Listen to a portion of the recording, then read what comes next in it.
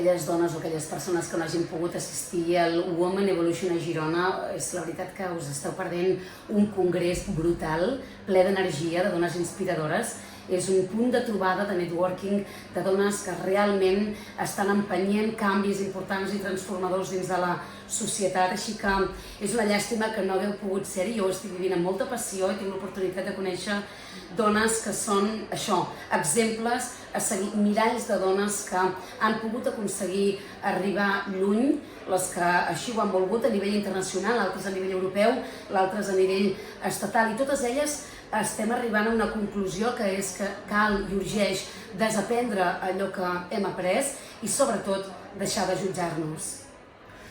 En aquest Congrés Women Evolution a Girona sí que és cert que parlar d'intel·ligència artificial en aquest moment clau és importantíssim i crec que és molt urgent vincular el coneixement que tenim les dones que estem liderant canvis dins de la societat amb el món de la intel·ligència artificial, que ha vingut per quedar-se, és evident, i que no només transformarà el món de la comunicació, que és el meu món, sinó tots els altres àmbits, també el de la salut, que és el que parlem en aquest congrés, perquè al final trobem aquest canvi històric sense precedents, que per mi és superior al descobriment de la roda, a la revolució agrícola, a la revolució industrial, a l'arribada d'internet a les nostres vides. És a dir, que estem en un escenari que deixarà una nova manera de pensar. Jo acostumo a